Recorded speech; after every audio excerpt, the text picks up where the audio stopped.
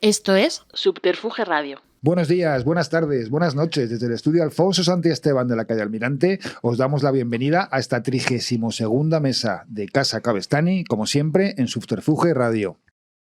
Pues bienvenidos a esta 32ª mesa de Casa Cabestany, uno de los muchos temas que hilaremos o que trataremos hoy con nuestros invitados mientras comemos, pues a lo mejor es el oeste o el salvaje oeste o algunas cosas. Os comento antes de empezar, que luego se nos pase, lo dejamos para el final.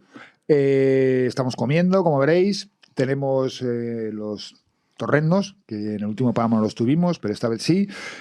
Volvemos a la tortilla de cecina, poco cuajada, tipo Betanzos, y nos estamos tomando un stick tartar, que como ya sabéis, en esta casa siempre lo hacemos de una pieza muy rara, que es casi casquería de la vaca, que es el diafragma, que es la entrécula o el onglet.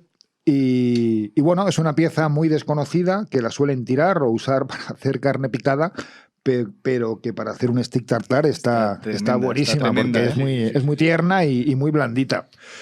Sin más, pasamos a presentar a nuestros invitados, Pablo, Javier, Pablo, bienvenidos a Casa Cabestany, un honor y un placer teneros con vosotros. A mi derecha está Pablo Poveda, Alicante. Elche. Bueno, luego me Elche está en Alicante, ¿no? Sí. Vale.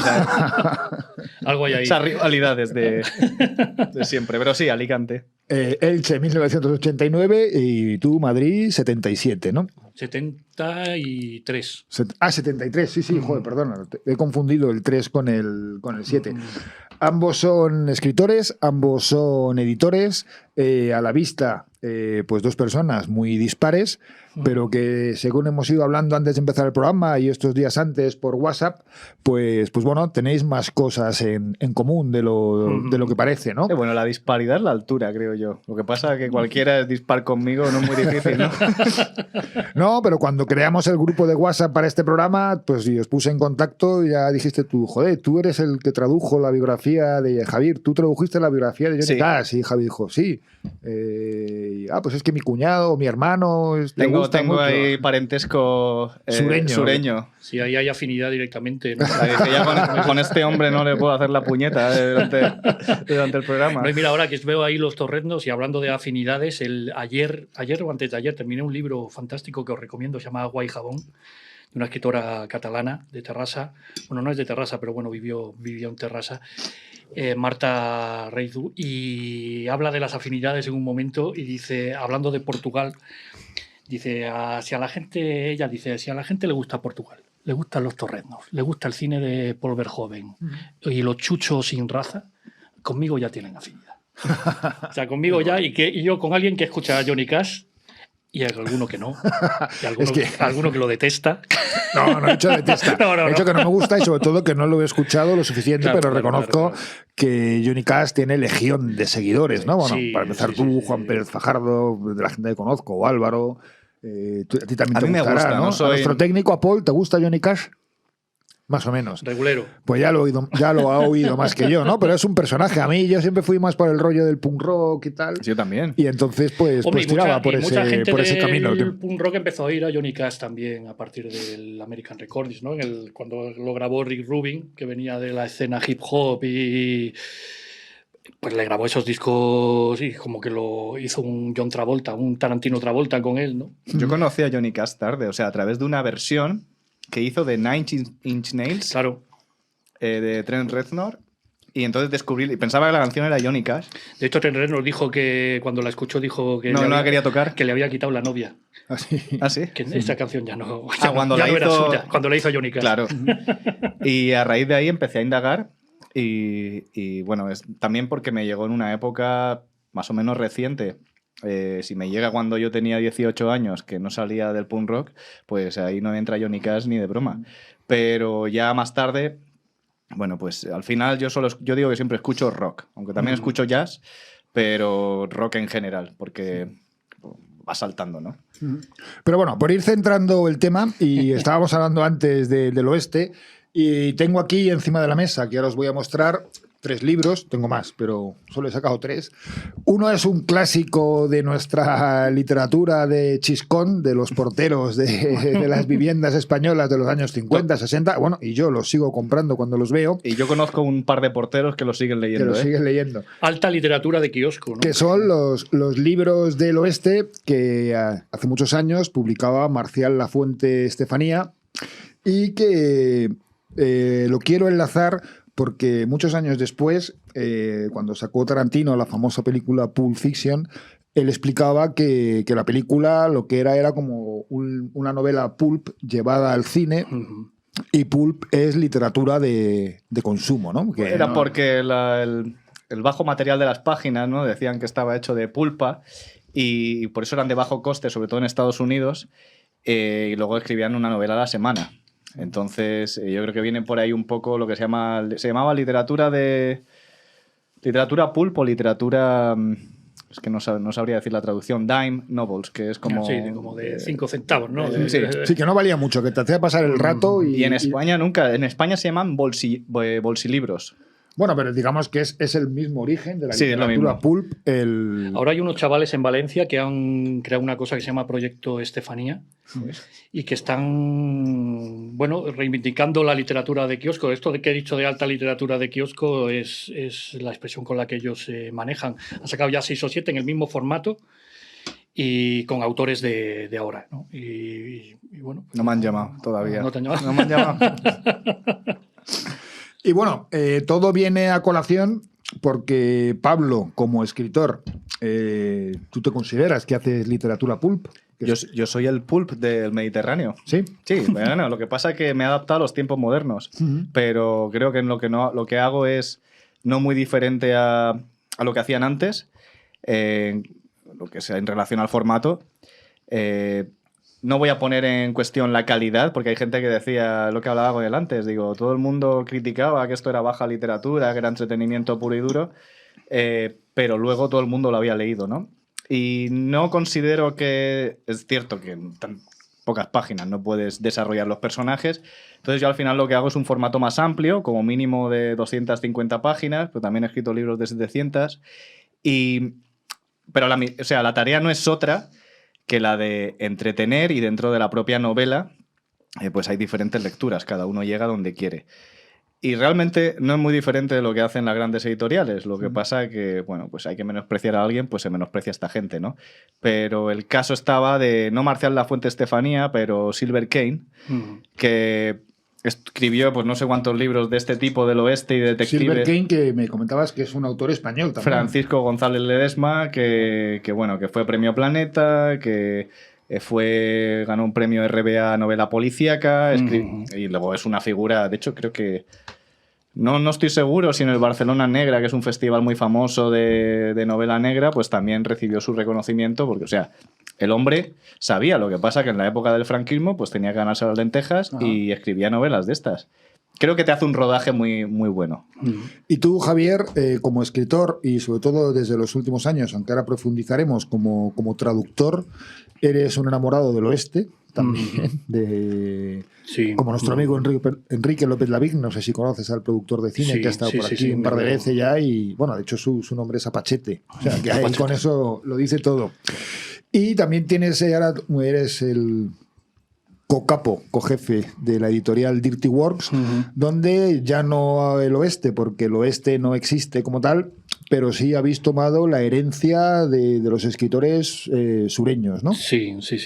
Bueno, sí, yo de hecho ya escritor lo he aparcado un poco, pero lo último que escribí fue precisamente el libro de Apacherías, con una editorial que ya no existe, Mono Azul, y que era un viaje por las reservas indias de Estados Unidos. Estuve allí una temporada. Yo siempre he sido un fascinado de la cultura nativoamericana. Voy lleno de platería navajo. Y bueno, yo ahí cuento que yo heredo todo esto de mi abuelo, de las novelas de Marcial Lafuente Estefanía, que intercambiaba con sus amigos. Y de las películas de sesión de tarde, de después de comer, ¿no? O sea que ahí John Ford, Howard Hawks, todas esas películas, todo eso me viene de ahí, me sigue encantando. Luego ha tenido este descrédito, ¿no? Como género que tienen estas cosas. Pero bueno, yo tengo también la fortuna de haber viajado... Bueno, su crédito, el western crepuscular que fue Sin Perdón, se llevó todos los Oscars de Sí, pero aquel año, ¿no? a día de hoy es como un género aburrido. Cuando... Sí, y western crepuscular lo dicen los modernos para justificar... ¿Me estás llamando moderno? No, quiero decir que esto es un invento, porque western crepuscular ha habido siempre. Lo que pasa es que hay un momento en el que esto de los placeres culpables, ¿no? Que me parece una expresión muy idiota.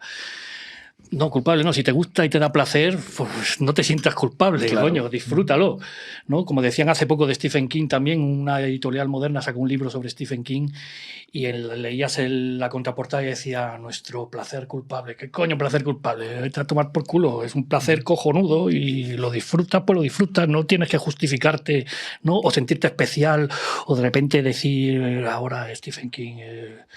¿no? Y ha sido siempre lo que es, y es fantástico, claro. Y ya está. O sea, no hay más tu tía. Sí, y no vas a esperar de un libro de Stephen King, pues solamente puedes esperar un libro de Stephen King. No, ahora que tengas... de hecho, Stephen King ahora, cuidado, es el rey del mambo. No te metas con él porque pasó de ser un placer culpable a ser el rey de la literatura. Yo prefiero ser un placer culpable. Yo prefiero... Mientras me lean, claro. Claro, sí. Yo, hombre, lo de la culpabilidad es una cosa así como judeocristiana que yo no la... Sobre todo con la cultura no la... Sí, no que eso la, los americanos no lo tienen, ¿no? No. Claro. Eso es una cosa buena de ellos, por ejemplo, ¿no? La poca cultura que tienen la cuidan mucho, ¿no? La poca cultura, y no quiero decir de escasez, sino sí, que de... es un país de hace 500 años, que tampoco tiene mucho recorrido, vamos. Pero bueno, y en cuanto viajas por allí, todas estas ideas preconcebidas que tienes se te van a la mierda, porque claro, va uno con la idea preconcebida de que el vaquero, sobre todo en la época en la que viajé yo, que estaba Bush, el hijo, en el poder, que iba de vaquero, de tejano y de... Claro, cuando tú viajes por allí y vas por Montana, Wyoming, y conoces de verdad a la gente que está trabajando en el campo con las vacas, ellos tienen una teoría, que ellos dicen que los cowboys son los nuevos indios del oeste, porque realmente están sufriendo ahora los mismos problemas que tuvieron los indios en su momento. A los que ellos echaron, ¿no? Es claro. La gentrificación. Sí, uno va echando al otro. Sí, ¿no? Les están vallando los campos, ellos son los que cuidan el medio ambiente, el que cuida no sé qué, y tienen muchas veces una filosofía bastante de izquierdas, en contra de la idea preconcebida del John Wayne, mata indio. Ahí se nos pasa un episodio que es los mexicanos. Es decir, pero... no, me refiero porque el cowboy también está relacionado con México. Claro, búcaro. Entonces, el vaquero. Claro, sí, yo estoy de acuerdo con lo que tú dices. Yo, por ejemplo, ahí no entro porque, como decía antes, el único desierto que he visto es el que hay entre Murcia y Alicante, y al de Almería también por encima, pero me han dicho que no se parece, no es muy diferente a estar en Colorado o por ahí. Es verdad. Incluso en Colmenar Viejo, vas a Colmenar Viejo y parece que es Arizona en los paisajes. Sí, yo he estado hace poco, además, porque fuimos a hacer un poco el payaso y a hacernos unas fotos ahí al Hollywood, ¿no? Sí, donde hacían las películas de Spaghetti Western. Sí. Tiene un punto de crédito... ¿Tienes tumba en el cementerio de Sad Hill o no? Sí. ¿Tienes tumba o no? Tendré. Pero que, joder, nos gustó mucho. El rollo decadente que tiene ese ahora tiene una pátina ahí preciosa, que Alex de la Iglesia intentó recrear en 800 balas con bastante poca fortuna, pero realmente yo invito a la gente a que vaya a visitar a esta gente porque sigue trabajando a tope. Y bueno, cuando nosotros fuimos acababan de rodar la película esta de Joaquín Phoenix, la de los hermanos Sister, y la francesa, la de Lucky Luke, y tenían todavía los decorados allí. O sea, todo eso tiene mucha gracia, la verdad.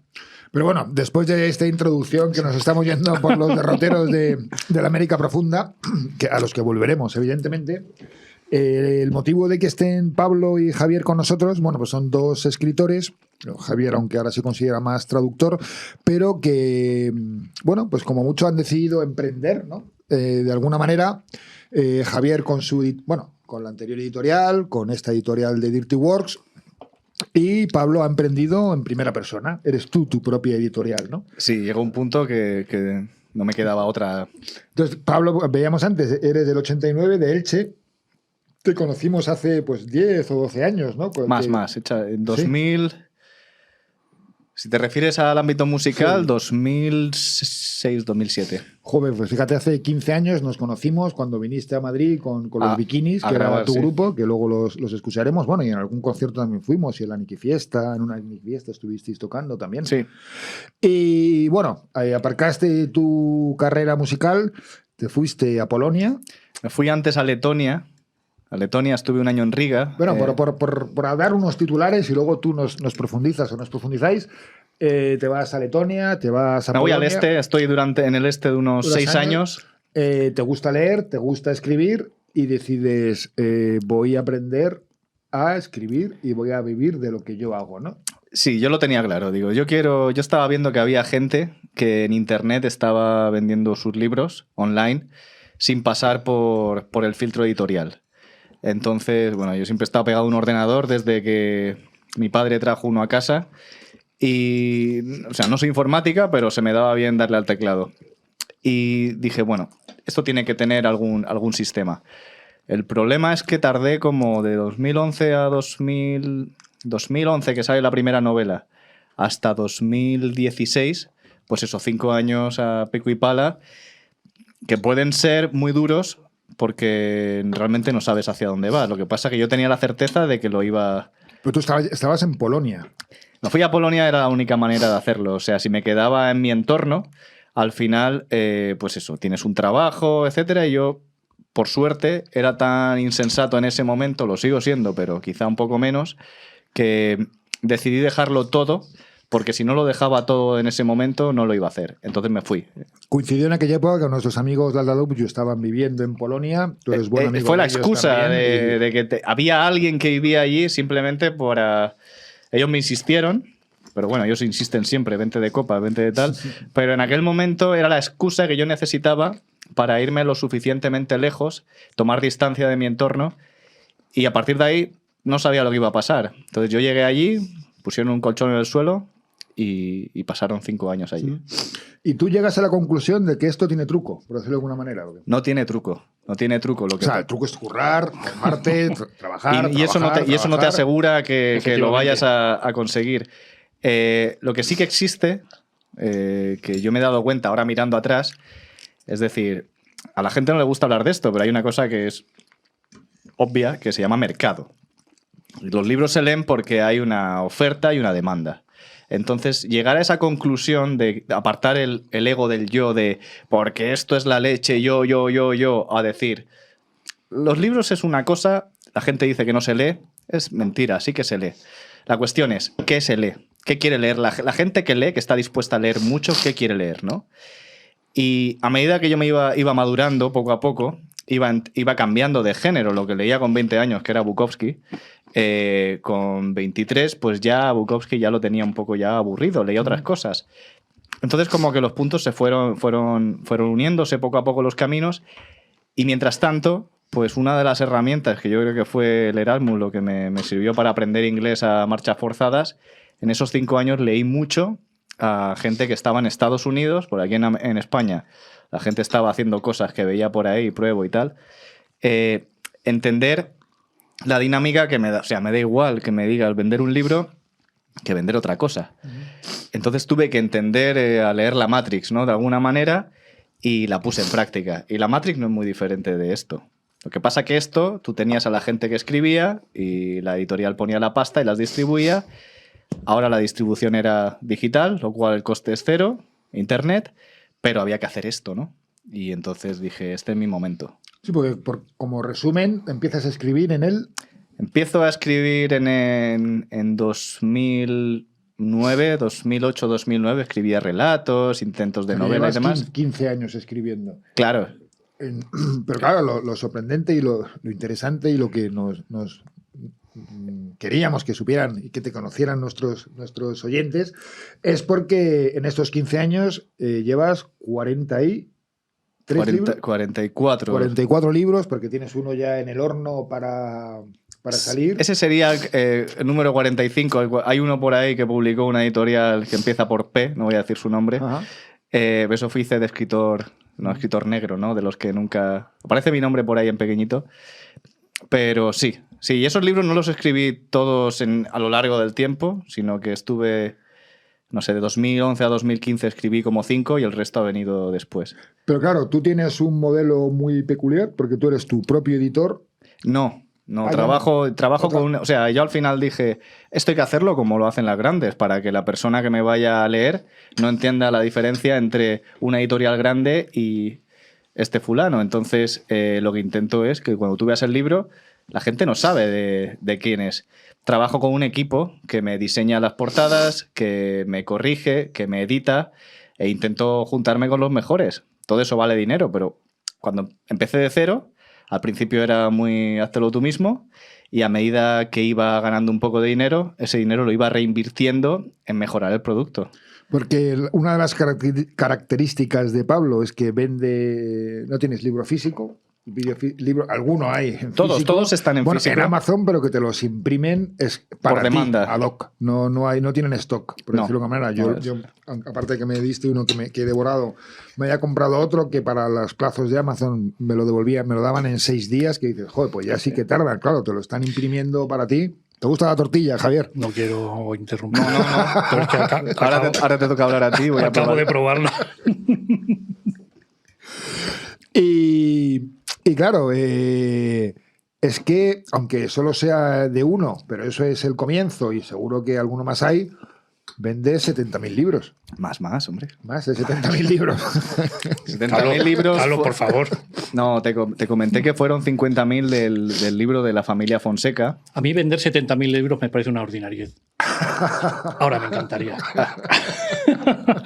También te digo. La verdad es que sienta bien cuando los vendes. Pero sí. Casi ningún escritor español, incluso de los más mainstream, puede vender esas cantidades de libros, ¿no? Sí que se venden. En las editoriales grandes, la gente con mucho apoyo y los grandes nombres. Lo que pasa que... Ya, pero tú eres una editorial pequeñita, eres tú solo y tienes una distribución digital. Distribución digital y la impresión por demanda que hace Amazon, aunque ahora estoy trabajando en eso para que llegue a otros sitios. Pero sí, es Además, fuiste finalista del Premio Literario Amazon en 2018 y 2020. Sí, 2 veces. ¿Eso en qué se basa?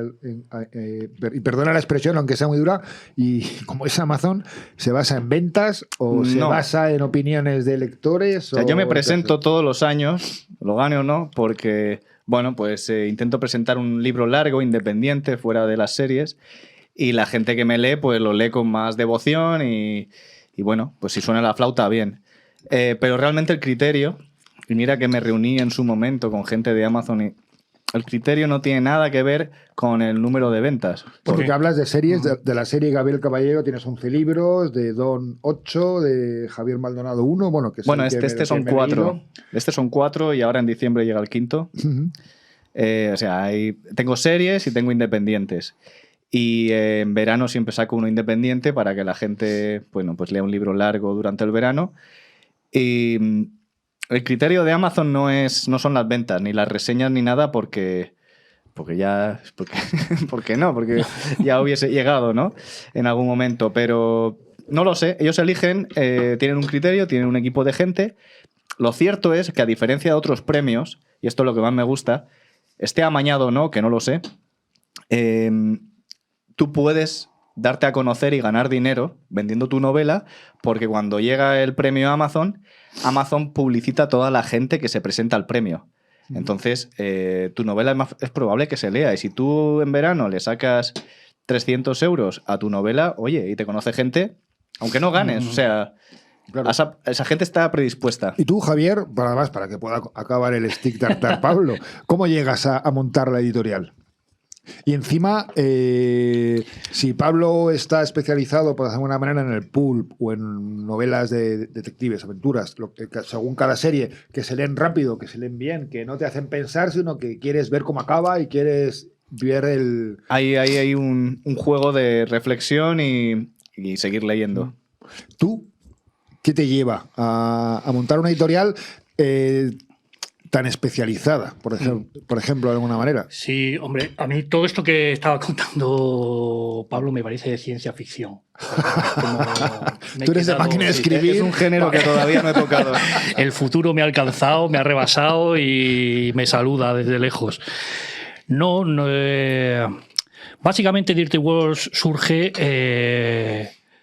porque había un montón de libros que yo leía en inglés y que no estaban publicados en castellano. Una serie de autores que no estaban publicados en castellano, que yo había empezado a publicar en la editorial anterior, pero que, bueno, la editorial anterior tuvo una serie de acontecimientos escabrosos que me hicieron abandonar a aquello porque no estábamos perdiendo de alguna manera cierta independencia, y básicamente lo que yo quería era hacer lo que me diera la gana sin pedir explicaciones a nadie, y esto evidentemente era un poco suicida, podía funcionar, podía no funcionar. Al nivel de que está hablando Pablo es un desastre absoluto. Pero estamos publicando los autores que incluso en Estados Unidos son autores de, pues, no diré de segunda fila, pero que desconocidos absolutamente. Tienen un prestigio, como eso que dicen, de músico de músicos, ¿no? Pero que incluso allí es difícil encontrar ejemplares de estos autores. Tienes que ir a Iberlibro, a cualquier sitio de esto y te cuesta un dineral. O sea, lo que es un poco... ¿Es una gótico sureño, sí, realismo sucio o lo que, grit lit? ¿Qué es grit lit? Sí, eso lo bautizó una señora en una universidad, estas cosas que hacen allí en Estados Unidos. Y bueno, viene a ser un poco la literatura del blue collar, del obrero, de la clase obrera, de la gente que se mancha las manos, ¿no? Este grit es un poco las botas manchadas de barro, la gente que está al día a día, un poco el reverso del sueño americano, el basural del sueño americano, la de literatura un poco de desguace del día a día. ¿El paleto? O... Hay rednecks, hay de hecho hemos sacado un par de manifiestos. Sí, bueno, aquí tengo yo el manifiesto redneck. Sí, viene a ser un poco un catálogo del tipo de personaje que puebla los libros que publicamos, que en realidad es esa América, pues, del reverso del sueño americano, ¿no? La pesadilla. No, y entonces, pues bueno, en ese tipo de literatura, un momento de cierta gloria en Anagrama, quizá, y a lo mejor en Random House, lo que era antes Mondadori, que empezaron a publicar este tipo de autores, pero que no les dio, bueno, en su día funcionaron, pero que no les debía dar mucho rédito y desaparecieron, ¿no? Pero toda esa tradición, que antes hablaba él de Bukowski o de yo qué sé, Raymond Carver, Richard Ford, toda esta gente, hubo un momento, pues bueno, que ya por otro tipo de modas empezaron a dejarse de publicar, pero aquello seguía, ¿no? Porque la tradición del relato en Estados Unidos, que es una cosa que aquí en este país no funciona demasiado, allí es permanente, es constante, y hay autores saliendo. Por eso yo no tengo, muchas veces dice, hostia, a veces cuando alguien te va a pisar un autor y tal, ¿no? Porque tú que vas independiente ahí no tienes este problema, pero en el mundo editorial pequeño estás rodeado de escualos y de córvidos que están ahí un poco pensando a lo mejor que lo que te haces funciona, pues querer también meter la zarpa, ¿no? ¿Y lo que hace funciona? Al nivel que yo quiero vivir, funciona de puta madre. Empieza a funcionar ahora. ¿No? Es verdad que el principio fue más duro, hubo momentos pues claro, de no te ven como un suicida cuando dices me voy a especializar en... Totalmente, y además siempre hay doctores, ¿no? Que te dicen deberías publicar Dirty Español o deberías publicar esto de William Burroughs, que... Deja a William Burroughs con los que publican a William Burroughs. Deja el sucio español al que publique sucio español, porque si yo publicase eso no lo voy a hacer con el cariño que se merecerían, entre comillas. O la otra historia es, si yo te hago caso a ti, que no tienes ni puta idea de lo que estás hablando, pues no, porque... Hombre, una de las ideas de Dirty Wars era no tener que dar explicaciones, ¿no? Y por eso nosotros ya cada Pero os dices cuenta que aún así la gente sabía, ¿no? Sí, todos. Y además eso me pasa a mí también, hay periodistas que ya saben, que ya conocían al autor, que no conocía ni su puta madre. Por ejemplo, cuando publicamos, no sé si fue el tercero o el cuarto, era Alan Hitchcock, el libro Bolt, un libro de relatos de un tipo de Chicago, Y un periodista con todos sus huevos en la mesa dijo, wow, por fin alguien publica la novela de Bolt de Alan Hickok. Digo, para empezar, no es una novela, son relatos. ¿No se la leyó? Y no tiene ni puta idea de quién era hasta que no lo hemos sacado nosotros. Pero bueno, si a ti te hace ilusión, pues vamos para adelante. No, lo que quiero decir es que, vamos a ver, para nosotros, un éxito. Aquí tienes el que ha sido un poco nuestro bestseller, pero para que te des cuenta de los términos en los que estamos hablando, Manifiesto Redneck de Jim Goat, pues Manifiesto Paleto, ¿no? traducido por Javier. Sí, habremos vendido 6.000 ejemplares. Para nosotros eso es un éxito. Hombre, no está mal, colosal, 6.000 colosal. ejemplares, ¿no? No, por supuesto. Son muchos, ¿eh? Pero que mucha gente, la media de esta, cuando ves a las grandes editoriales, estamos diciendo, ¿no? De segunda, tercera, cuarta, 31 ediciones, no sé qué, Sí, ediciones de 500, pues claro, tú ya llevarías 12 ediciones, si quieres, claro. Claro, es lo que hablábamos el otro Y le día. das bombo, Claro, ¿no? nadie dice, claro, si has sacado 3 ejemplares y vas por la 31, pues a lo mejor no es una... Pero bueno, el caso es que para mí todo eso es un mundo que no tiene nada que ver con Dirty Wars. O sea, yo sí es verdad que son libros, que son más o menos el artefacto, es más o menos el mismo, pero para mí no tiene nada que ver ni la literatura de unos, la literatura de otros, el concepto, el tipo de gente a la que va dirigida, que podía existir o no. Nosotros podía haber un techo también. Pensamos, esto a lo mejor a la gente se cansa y dice, joder, otra vez lo mismo. Eso para nosotros cuando formamos Dirty Wars lo que queríamos que funcionase como una banda de rock and roll. Aunque no somos los autores, simplemente buscamos, elegimos, pescamos. Una banda de versiones, una banda de rock and roll, si quieres decirlo. Incluso a la hora de la promo, al principio, ya no. Ya estamos como un poco ya no nos movemos mucho. Oye, ¿y antes lo esbozabas? ¿Este género hay en España? Sí, a nosotros nos llega mucha gente, lo que pasa es que no lo leemos, es verdad, pero nos llega mucha gente que dice, oye, tengo un libro que creo que encajaría, es así como realismo sucio en, yo qué sé, en Cáceres, no sé qué, tal, que te va a molar. Y yo, vale, sí, pero no, al final ya la gente ha dejado de mandar manuscritos. De vez en cuando llegan, pero ¿por qué no? Porque es verdad que nosotros otra de las herramientas y de las estrategias un poco sin pensar que tenemos es la de la especialización. O sea, y si funciona, de puta madre. Si no, pues cerramos el tenderete y nos vamos. Pero si empezamos ya a publicar según suene el viento, que pues ya se dejaría, no estaríamos a gusto y no seguiríamos, ¿no? Por ejemplo, yo qué sé, editoriales que empezaron publicando, eso nos dice muchas veces, pero hombre, publicar esto, digo, pero tú vas a una editorial como Satori que publica literatura oriental y le propones un libro sobre un señor de Murcia que... No, pues nosotros tampoco, nosotros estamos especializados en Gridley, realismo sucioamericano. Y tú en literatura de consumo, por decirlo de alguna manera, ¿no? Lo mío es Misterio Mediterráneo. Que me he apropiado yo la etiqueta antes de que me la pongan otros. Cojonudo, Por cierto, la tortilla está espectacular. Está guay si te pones tú la etiqueta que quieres No, y dices a todo el mundo que tiene razón, tiene mucha razón en lo que dice y es que hay mucha gente, y aquí a tenor de eso, es que hay mucha gente que quiere simplemente publicar por el hecho de que le publiquen. O sea, que tengas el libro, que te hagan la promo, que vengan tus colegas, que te salga la foto en el periódico. Yo, por ejemplo, eso a mí no me interesaba. A mí me interesaba convertir esto en un oficio. Monetizar tu escritura, ¿no? Sí, está mal, o sea, suena mal, ¿no? Porque rompe con toda la... Porque al final eso lo lleva a la editorial, pero lo que sí que es cierto, que las editoriales, o sea, las editoriales grandes, lo que apuestan por ti al no conocerte es muy poco. Y eso no da para vivir, tienes que buscarte otro trabajo. Entonces, yo dije, yo no quiero otro trabajo, pues ya lo tenía. O sea, lo que quiero es hacer este. Entonces decidí hacérmelo por mi cuenta porque no estaban dispuestas a pagarme lo que... Pero hay mucha gente que realmente, más que escribir, lo que quiere es... O sea, a mí me gusta escribir porque, aparte de ser mi terapia y de contar historias...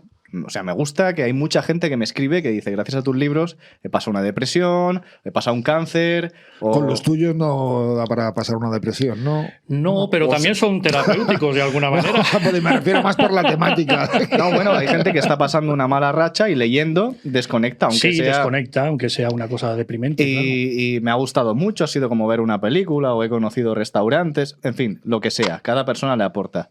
Eso me llena más que aparezca mi foto en, yo qué sé, en un diario, una entrevista. Pero hay gente que quiere lo contrario. Entonces, lo que quiere es la fama y todo eso. Eso no da dinero. O sea, puede dar dinero cuando vendes mucho, pero en España es que creo que leí que el 90% o casi el 90% de los autores ganan menos de 1.000 euros en derechos de autor al año. Entonces, claro. O sea, así se nos llena esto de columnistas y de opinadores por todos lados. No, pero tampoco pagan. Claro, afortunadamente.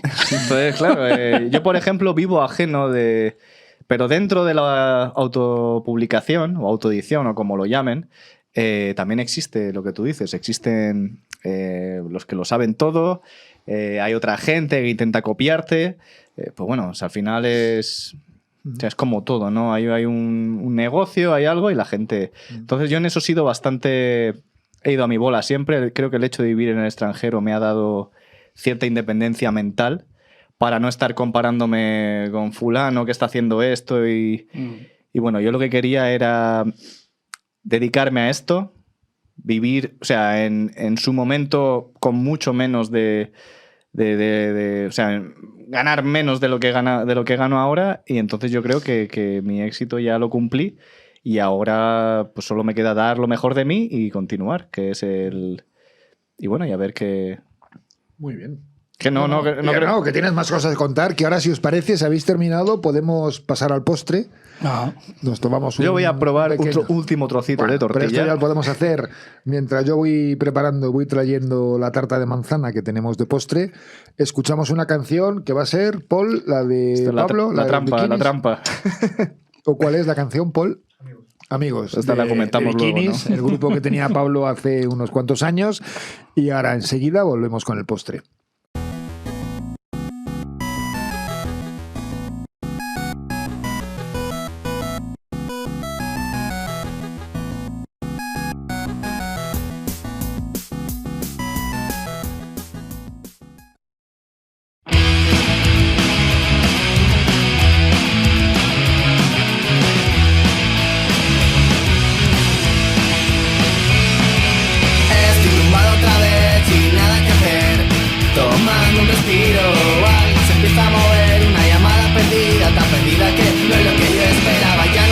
Si mis amigos no salen, las tardes como hoy las pasaba contigo, haciendo cosas que nunca te gustaron, pero era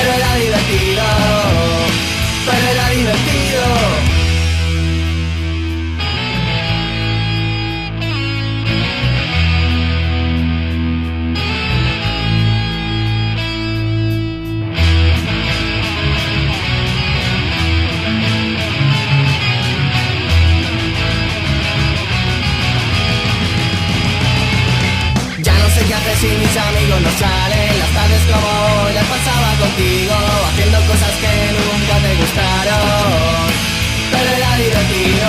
Ya no sé qué hacer si mis amigos no salen, las tardes como hoy las pasaba contigo, haciendo cosas que nunca te gustaron, pero era divertido, pero era divertido. Bueno, pues ya estamos de vuelta, estamos tomando el postre ya de nuestra habitual tarta de manzana. A veces variamos tarta de queso, tarta de manzana, pero las últimas veces estamos más centrados en la de manzana. ¿Qué os gusta? Muy buena. ¿Está rica? Pues me alegro. No sé. Oye, continuando con lo que estábamos hablando o dándole el enfoque a este programa, que es un poco literario, pero intentando no dentro del mainstream.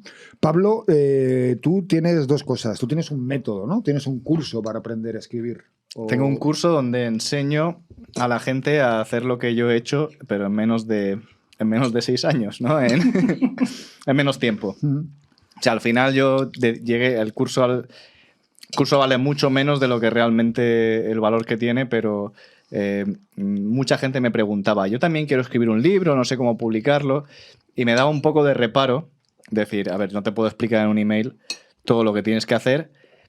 Entonces un verano, bueno, la plataforma donde está alojado me contactaron y demás y lo hice. Y el curso al final te explica paso a paso, luego tienes que digerir toda la información y ponerla en práctica, pero te explica paso a paso desde escribir la novela de cero, con su estructura, con su trama, dónde poner las cosas para que funcionen, a producto final, que esté bien hecha, según lo que escribas, que lleve una portada u otra, y cómo encontrar tus lectores. Porque aquí ya la cuestión de ganar dinero esto es después, pero sobre todo es que tú escribes un libro y que este libro en internet tú lo pones y nadie lo lee. Y el libro puede ser la leche, pero tienes que encontrar a tus lectores. A partir de ahí, el feedback o la respuesta que recibas va a generar que vendas más o no, ¿no? Entonces, es una información muy valiosa que bueno, que te ahorra, pues eso, ir pegando cabezazos por ahí durante 6 años. Creo que y a mucha gente le ha funcionado. ¿Dónde se puede encontrar ese libro? Pues el libro no es un curso. Bueno, el curso, perdona, sí. Pues en el escritorfantasma.com, que es mi página web, /curso. Bueno, como Más fácil. y directamente entrando en tu página, el escritorfantasma.com, seguro que no, aparece. porque mi página, el escritorfantasma.com, es simplemente para la gente que me lee, puedes descargar mi novela la primera gratis, etcétera. Pero bueno, si pone /curso, le lleva directo a la página del curso y explica todo lo que hago y demás. Me has pillado con el paso cambiado, con la boca llena. No pasa nada. Y luego acabas de organizar en Madrid, en IFEMA, un congreso, ¿no?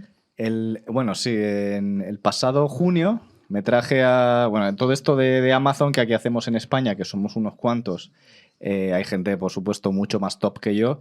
Pero luego hay gente en Estados Unidos, al ser un mercado mucho más grande, que estamos hablando de gente que factura más de 1 millón al año o 2 millones vendiendo novelas de géneros que ni siquiera aquí se publican. Obsceno también, ¿no, Javier? No. Me los traje. No sé lo que es eso. Me los traje. Voy a comer tarta. Me los traje a IFEMA durante un fin de semana entero. Bueno, ellos querían hacer algo en Europa, en España, y yo levanté la manita y dije, a estos tipos tengo la oportunidad de verlos en casa pues pocas veces, ¿no? Pues la otra manera es irte ahora en noviembre, que lo hacen allí en Las Vegas, en un hotel de 3.000 personas, todo lleno de pantallas, salas, etcétera. Pero aquí era como más recogido.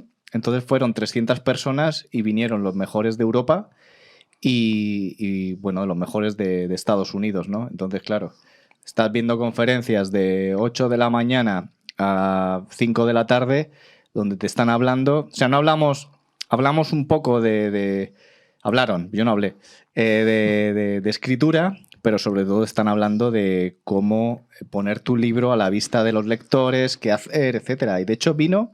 O sea que al final tienes que aprenderte el juego o el truco del algoritmo. Por una parte sí, por otra parte, por ejemplo, una charla la dio, creo que era, su nombre creo que es Tony Lee, que era un guionista de Doctor Who, de series de Marvel, etcétera, pero que gana mucho más dinero vendiendo sus libros con seudónimo, que son criminales en Inglaterra. Y bueno, él vende sus libros, pero vive también de guionista porque le gusta. Y esa parte, lo que llaman el craft, ¿no? O sea, eso lo tienes que aprender. Es decir, dónde dar los golpes para que la historia sea buena. Y por otra parte, había gente... Y eso en tu curso lo explicas. Y eso en mi curso lo explico. No explico lo que explicaba este hombre, pero bueno, muy parecido. Y yo explico más o menos lo que viste en la conferencia. Para alguien que empieza de cero, o incluso alguien que ya sabe escribir, no sabe cómo poner ahí fuera su obra, el curso va muy bien porque lo he visto con amigos que son autores también, que han pasado de, pues yo qué sé, de hacer 50, 100 euros al mes a estar ahora pues en los 3.500, 4.000, sin tampoco partirse el lomo, ¿no? O sea, ¿en qué países vendes y en qué idiomas? Idiomas, de momento en español, España, México, Argentina, Colombia. Lo que pasa que es más difícil llevar el seguimiento de los países en el extranjero, en México porque hay tienda. En Estados Unidos también, a toda la gente que es hispanohablante también vendo. En inglés y en polaco.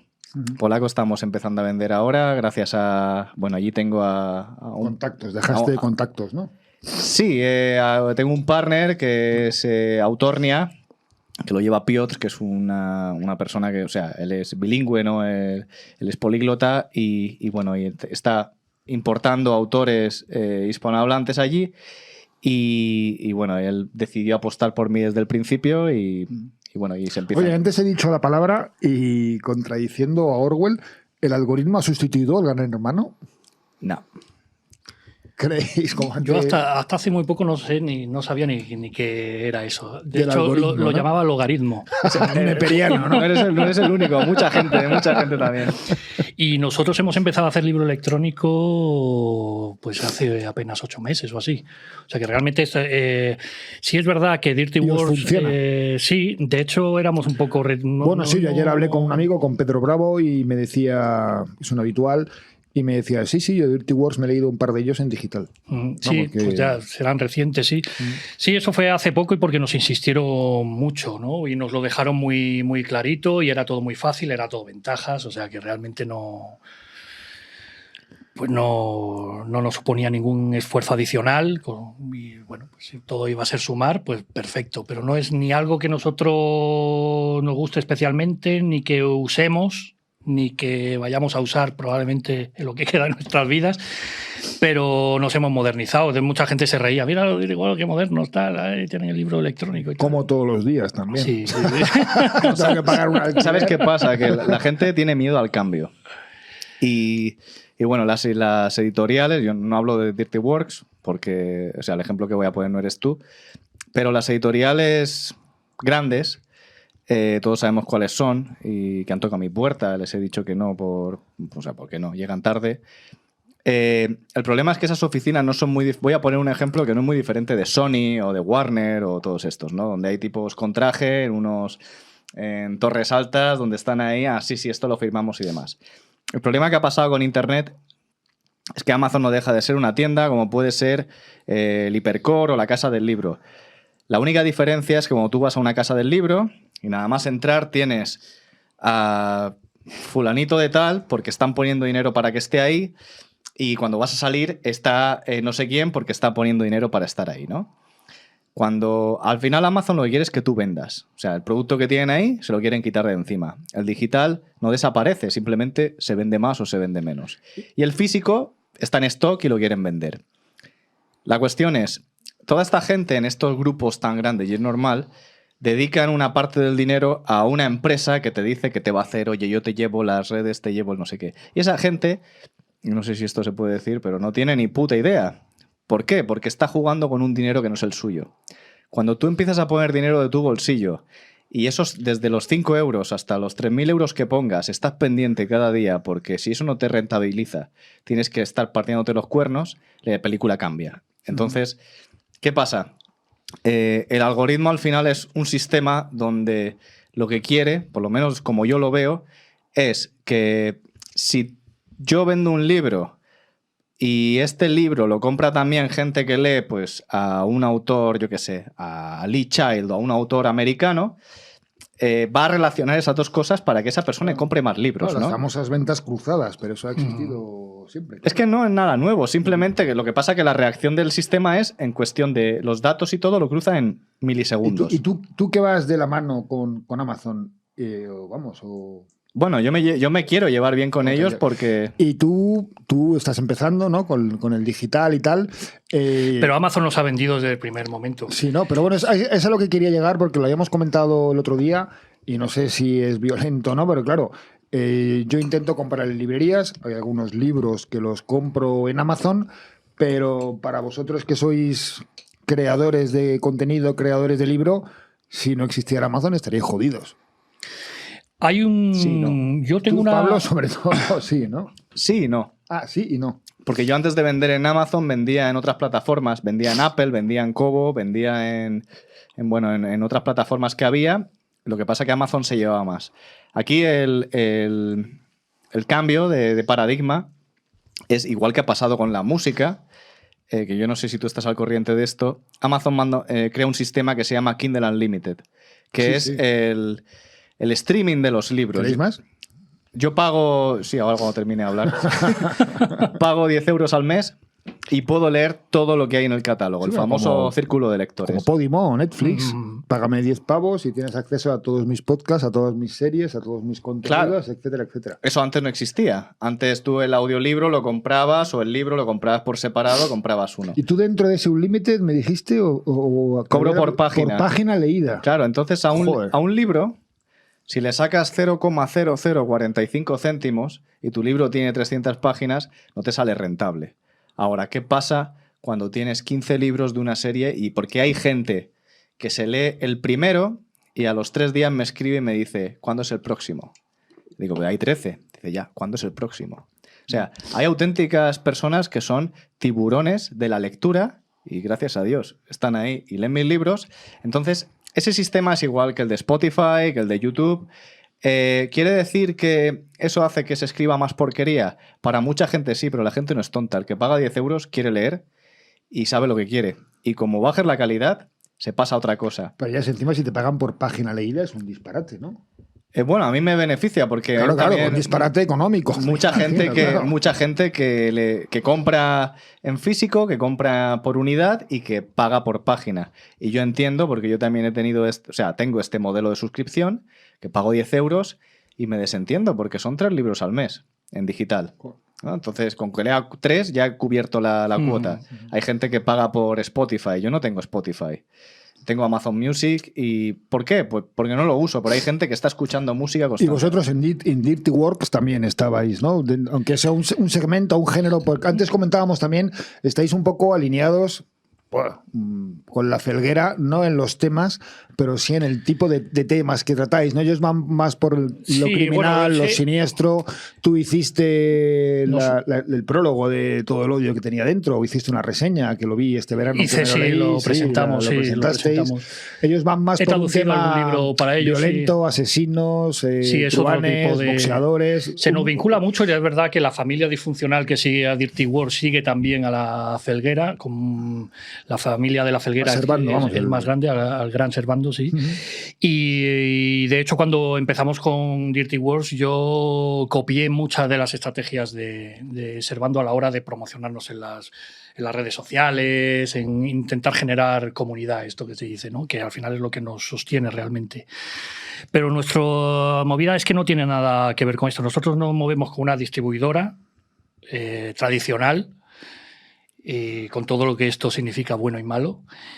Y esta distribuidora, pues con su altísimo porcentaje, que supera al que nos llevamos nosotros, por supuesto, lo almacena y lo distribuye por todas las librerías, entre comillas, de género? de España. Ah, de No, España. no. De España. Con eso no hemos tenido nunca problema porque no se nos considera. Al principio sí, como veían que eran de color negro, pensaban que era Satánico, una colección ¿qué? de novela negra. Ah, ¿no? vale. Digo, no, hombre, son negros, sí, pero ¿qué quieres que te diga?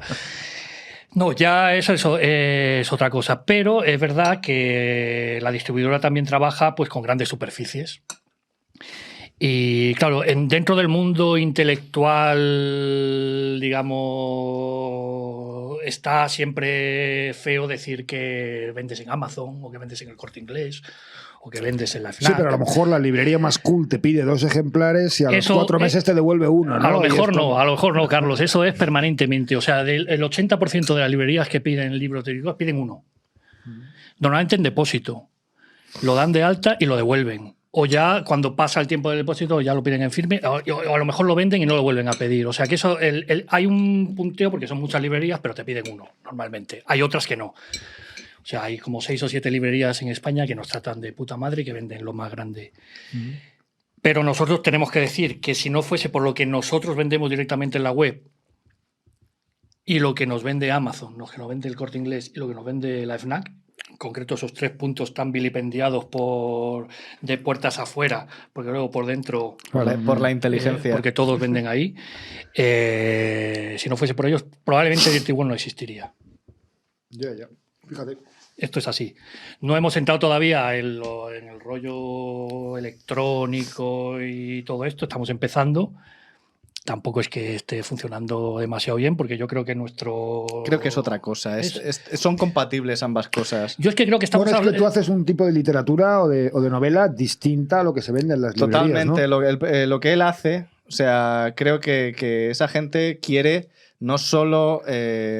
o sea, no solo quiere leerlo en digital, sino que quiere tenerlo en su casa, que tenga ciertas cosas. Y hay una cosa adicional que hemos creado, que eso Servando lo hizo muy bien en su día y nosotros nos ha salido muy bien, que es que hemos creado lo que decía de la familia disfuncional no es una coña. O sea, la gente, porque hemos currado mucho también en la red, lo que quiere es la experiencia Dirty Work, ¿no? De repente hay gente que nos dice, coño, que ya hasta uno se cansa de oírlo, pero esto es muy dirty. Digo, coño, hemos creado una especie de adjetivo, ¿no? La gente está, oye, esta peli tienes que verla que es muy dirty. Este autor es muy dirty. Kafkiano, feliniano. Hay poca gente que ha conseguido eso, ¿no? Y digo, hostia. Y eso lo hemos conseguido y hay una fidelidad ahí. Y claro, hablamos de música, hablamos de series, hablamos de cine, hablamos de nuestros bourbons favoritos, hablamos de los viajes que hacemos y la gente quiere sentirse parte de esa cosa, es como un paquete. Sí, pero seréis como una convención de Star Trek, por decirlo de alguna manera, porque os reunís gente que habláis de determinados temas que no son propios de España, ¿no? Sí, y nos reunimos poco. Realmente, al final, yo siempre he dicho que realmente Dirty Wars es el sofá de mi casa, de cuando venía Nacho, que es mi socio, a casa, y yo le decía, hostia, tienes que leer esto, tienes que ver esto. Y me decía, hostia, pues esta película. Y siempre quedábamos ahí, nos emocionábamos. Y digo, coño, y si abrimos la ventana, que a lo mejor hay alguien ahí fuera que esto mismo que nos está gustando a nosotros puede gustar a alguien más. Y sí, están ahí. Y al final, pues, ves a la gente. Claro, a veces vendemos más camisetas que libros porque hacemos merchandising. Luego hacemos, ya no, pero al principio hacíamos presentaciones en lo que lo principal no era el libro, lo principal era emborracharse. De hecho, llámame para una de esas.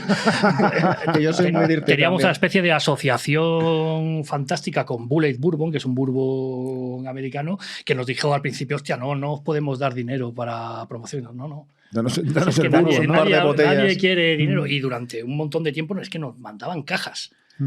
Cajas y cajas, y cuando íbamos a la gente, pues a beber, a tomar por culo el libro. Voy a escribirle yo a esto para hacerle un ¿Y product cuál es placement. ¿Cuál es tu público? ¿Lo conoces? Conocemos a muchos. Hay, por ejemplo... Pero que es gente de 30, 40, 50, 20... Hay de todo, que les hay de gusta la todo. música, Hay de todo. o- Pero hay mucho rockero, hay mucha gente tatuada, pero también hay mucho lector o sea, fans de Faulkner, de gente que lee pues, todos estos autores de realismo sucio. Y luego, como nosotros también recomendamos mucho otras cosas en nuestras redes, tenemos un poco a veces a la gente confundida porque yo realmente leo de todo. O sea, de repente te puedo estar recomendando un libro de Simenon, te puedo estar recomendando un libro de Zweig, o te puedo estar recomendando toda la buena literatura. Y en general, no le puedo poner cara exactamente a... Los ves en las ¿Te redes gusta sociales. Pío Baroja, por ejemplo? Mucho. Baroja No sé, me encanta. claro. Cela me gusta más. El otro día estuve en el Gijón, que mira, a mis 51 años nunca había entrado, ya me vale, y lo primero que hice fue pasar la mano por debajo de las mesas, a ver si eran Las rápidas. Sí, además yo eso es algo que estoy con Fernando de la editorial Underwood, un compañero que además está trabajando con nosotros también de corrector. Es una obsesión que tenemos. Estamos leyendo muchas traducciones últimamente y comparándolo con los originales nos estamos llevando unas desagradabilísimas sorpresas. Sí, que quería decir otra cosa, ¿no? Sí, nos cagamos en su puta madre. O sea, directamente todo el mundo diciendo que Meridiano de Sangre es una novela excepcional. El que la haya leído en castellano no puede decir eso. Sí, esto es como Mogambo, ¿no? Que con la censura y el doblaje que hicieron, O sea, querían evitar una infidelidad y provocaron un incesto. Hay verdaderas... Era como, Esa ¿esto, no- esa esto no me qué la es? conozco. Hay verdaderas... Sí, eso es muy cojonudo, es verdad. Sí, Aquí en España la censura empezó a hacer cambios en el doblaje para evitar una infidelidad. Y acabó en un incesto. Acabo empeorando la... Esa no me la conocía. Sí, la historia es que no hacemos campaña, porque no somos de hacer campaña, pero sí estamos procurando... O sea, él también traduce en su editorial, y él no, pero que son traducciones lo que publica, y que la traducción no suene a español traducido. Es decir, que cuando leas un libro no te esté sonando a... Ya, pero es difícil, ¿no? Porque yo con el manifiesto Redneck hay cosas que dices, jo, esto Sí, está pero... traducido, o sea, es tan jerga que no hay la palabra y de ahí española. y de ahí las notas Claro, que está aclaratorias, lleno pero de- no me refiero tanto a eso, sino a la sonoridad, al ritmo. O sea, estás leyendo en castellano y eso tienes que tenerlo claro. Y eso solo se corrige y se hace bien si lees autores del idioma de destino. O sea, tú puedes conocer muy bien el idioma de origen. Y saber inglés de puta madre, pero eso para mí es lo de menos. Si tú no sabes escribir y no sabes... Darle sentido. No, darle Claro. sentido y que suene a que Sí, sí. estás leyendo castellano, cojones. Sí, para eso lo pasas por el Google Translator y lo empiezas Es que ese es un corta-pega, gran problema que estamos teniendo ahora con traducciones, y lo hemos hablado muchos editores de traducciones que te llegan. Ya no el Google Translator, porque eso ya es muy descarado, pero por ejemplo ahora se maneja mucho el DeepL, DeepL. ¿no? Que lo está haciendo... Lo uso. Algunas cosas lo uso. Claro, que es una herramienta muy útil porque además funciona, es muy fácil y te dan 1000 opciones y tú... Pero hay gente que directamente Copia y pega. lo vuelca Yo no, ¿eh? y para adelante. Y claro, lo llega, empiezas a leer y dices, pero esto no tiene... o sea, Y vosotros crecís por el boca a boca, creéis mucho. yo creo que sí. ¿Y O sea, tú? para ¿Tu nosotros- público? También, Pablo? por el hay, boca a boca. hay una parte orgánica y una parte de pago, pero bueno, que la de pago no hace... O sea, esto no es una pastilla mágica. Yo simplemente, en lugar de hacer de comercial, ir yendo puerta por puerta, pues pago unas campañas de publicidad para que hagan ese trabajo. Pero la decisión es de la gente si quiere leerme o no. O sea, Claro. yo lo que les ofrezco es un libro gratis para que lo lean. Es como decir, es como el que está... Si esto no ha inventado la rueda, lo que pasa que te cuesta llegar a entenderlo, pero es el que está ahí en un supermercado con la bandeja de queso, pruébalo y si te gusta, pues te llevas un queso, ¿no? Pues ese es mi queso. Entonces, lo que pasa que gracias a Internet, en lugar de tener que ir más despacio, pues puedo llegar con un presupuesto que cuesta mucho menos que una valla publicitaria a mucha gente que le aparece, le genera curiosidad y llega a ese libro, ¿no?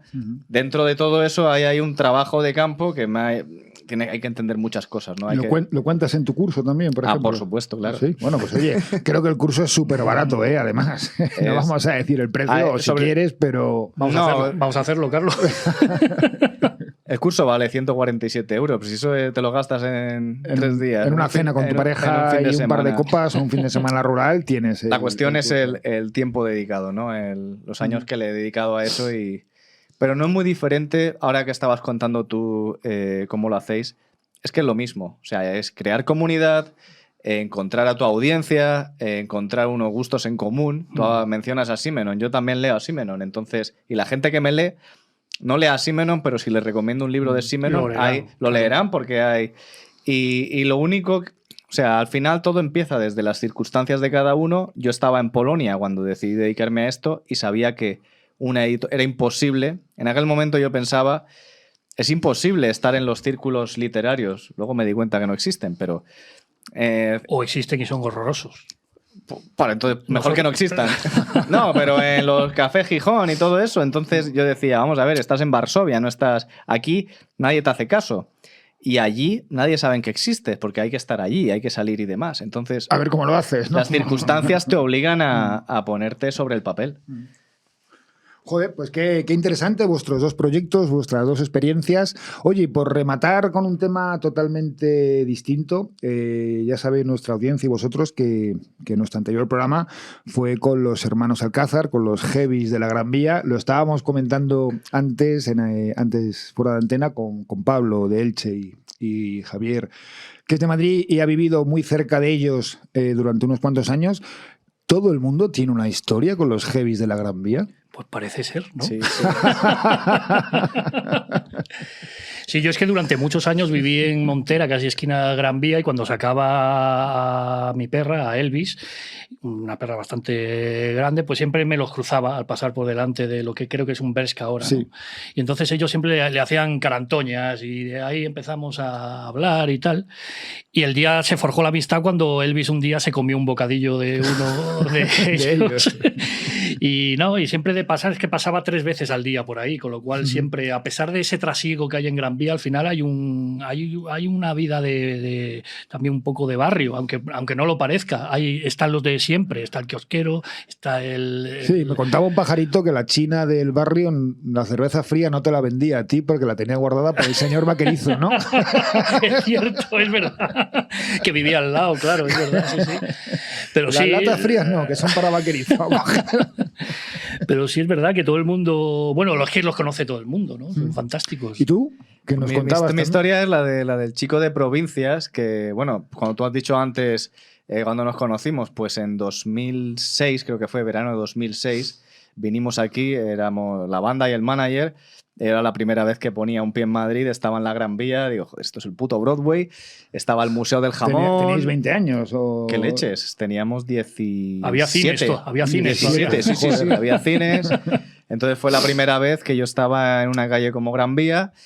Estábamos subiendo porque íbamos al McDonald's, que también es una cosa relativamente nueva para nosotros, y estaban ahí ellos. Y dijimos, hostia, estos son heavy. Creo que los habíamos visto en Callejeros alguna vez, pero claro, el Callejeros Madrid para nosotros era Nueva York, ¿no?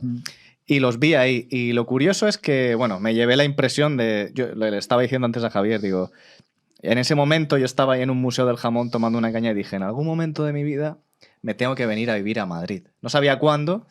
Y cuando vine en 2018, ya para sentarme, vivía, pues éramos vecinos, aunque no lo sabíamos. Vivía ahí en la parte baja de Argüelles. Y pasaba mucho por la Gran Vía.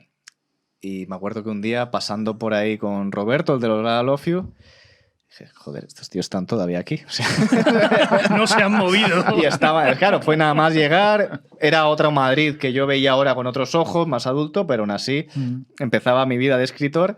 Y estaba en la Gran Vía, por la tarde, noche, todo el trasiego de gente y de repente, ¡pum!, están ahí al lado del McDonald's, que lo habían modernizado, pero ellos seguían igual. Y digo, ostras, estos tíos, o sea, que ya, la primera vez, vale, la broma, lo que hablábamos, el icono. La segunda vez ya ha pasado tanto tiempo que tú dices, ¿qué está pasando aquí, no? Pero bueno, es decir, bueno, es un icono de la calle. De Madrid. Total. Pablo, Javier, ¿habéis estado a gusto? Joder, fantástico. ¿Sí? ¿Habéis comido bien? Estupendamente. Sobre todo, hombre. Hacía tiempo que no comía tan bien. Os agradezco un montón que hayáis venido. Recomiendo a nuestros oyentes y videntes pues tanto los libros de Pablo Poveda, que además, antes me lo decían, tienes nombre de escritor.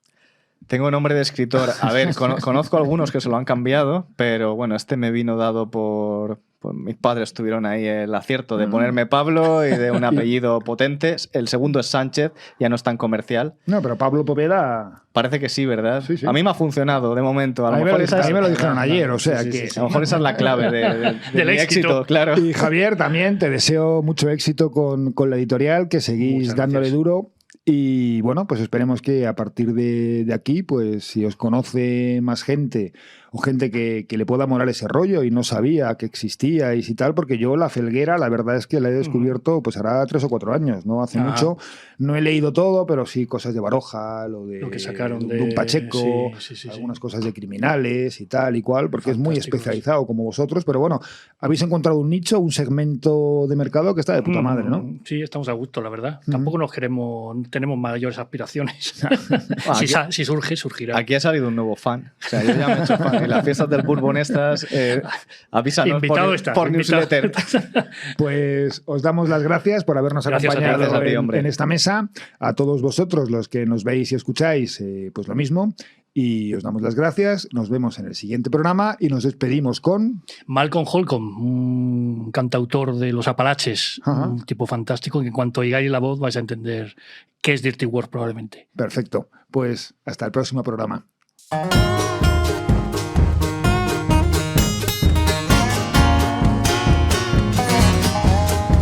Deep in the south, cypress steels, cobweb moss, gray in the middle.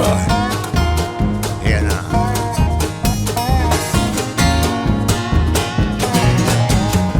No wind and no rain keeps a good man down, sweating and grinning.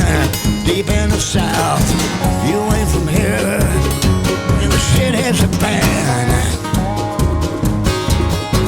More meat on the pencil, the butcher in town.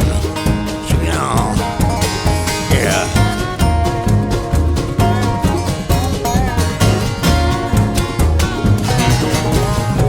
Whiskey, money and gold, splashing spit, hard to swallow, 10 foot tall, deep in the water, too deep to call over, ready to follow.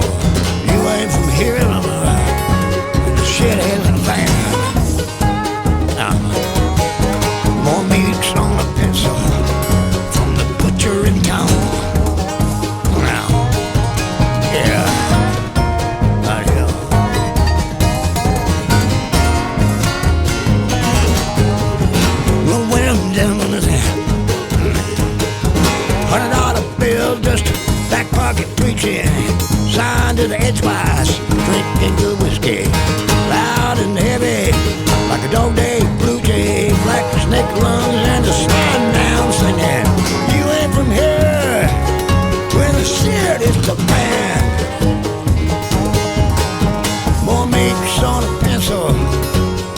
butcher in town.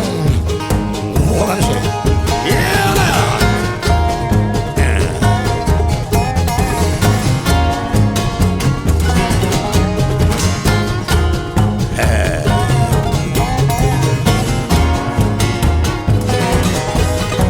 Another thumbs and cannons and guns and SWAT flies and stink good and I don't claim a thing. Too big, too low. Somebody whisper, war kills the truth. You ain't from here now. When the shit hits the fan. More meats on a pencil from the butcher in town. Right here.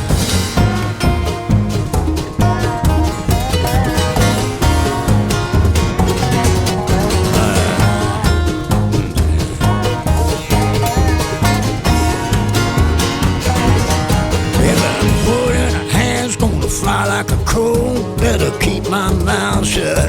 To the promised land, all black and white, wars of a soul, too much of whiskey, a money and gold. You ain't from here, when the shit is bad. More meats on a pencil, from the butcher in town. Lord knows, I see that now you ain't from here. When the shit hit the fan. More meats on a pencil from the butcher in town. Okay. Right here.